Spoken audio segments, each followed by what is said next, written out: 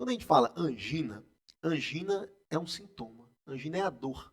Aquela dor no peito a gente chama de dor anginosa, né? A dor no peito típica, né? Ela é uma dor anginosa. Quando a gente fala de infarto, nós temos, vamos dividir em três tipos.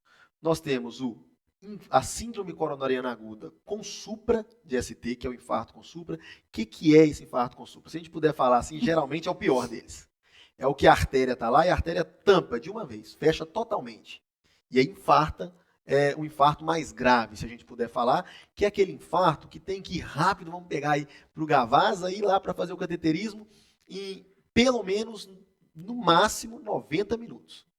E esse infarto com supra é o que mais faz, às vezes, o infarto fulminante. Porque a artéria fecha de vez e aí o sangue para de chegar ali naquela área do coração de vez e a lesão é muito rápida, muito extensa. Então, esse é o infarto com supra. Existe um outro tipo de infarto que chama síndrome coronariana aguda sem supra de ST. Quando eu falo supra de ST, é uma alteração que a gente vê lá no eletrocardiograma. Por isso que o eletrocardiograma é tão importante no diagnóstico do infarto. E aí, quando ele não tem esse supra, que significa que a artéria fechou total, nós temos dois tipos. O infarto sem supra.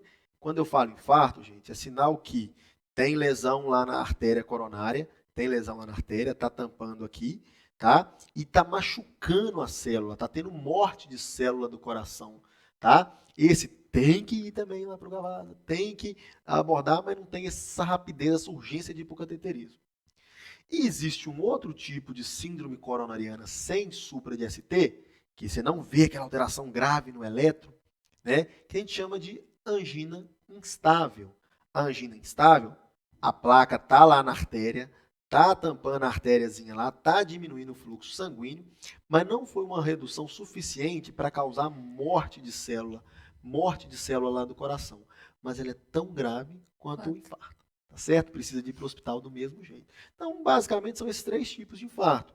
Quando eu falo infarto fulminante, que é o que vem a morte súbita, né? Que o paciente morre, não dá tempo, às vezes, nem de chegar no hospital, né? É uma instabilização daquela placa, de uma placa de gordura, uma placa de colesterol, que, na imensa maioria das vezes, causou a oclusão aguda e total da artéria, de uma artéria principal do coração, que irriga uma grande área do coração, uma grande área de músculo. E é como se eu pegasse uma mangueira de jardim e tampasse subitamente. Então a água para de chegar no jardim de uma vez. Então todas as células que são irrigadas por aquela artéria vão parar de receber o suprimento sanguíneo. E dependendo da artéria, se for a artéria que irriga, vamos pegar uma artéria que a gente chama de descendente anterior, que é a artéria que irriga a maior parte do coração, a grande parte muscular do coração. Quando ela fecha, Márcia, eu tenho uma área grande do coração que ficou sem sangue subitamente. E essa área para na hora. Entendeu? Porque ela não está recebendo energia. E quando ela para na hora, o coração ele não consegue bater. Que a grande área que faz força de bomba no coração parou.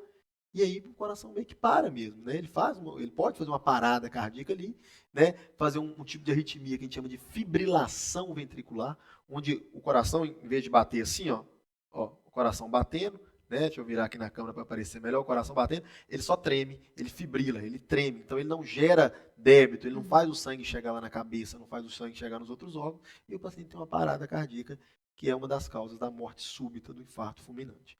Então, o infarto fulminante, às vezes, é por isso. Uma artéria grande que ocluiu de uma vez, né, ela fechou de uma vez, e aí o paciente atingiu uma área grande do coração e esse coração não aguentou.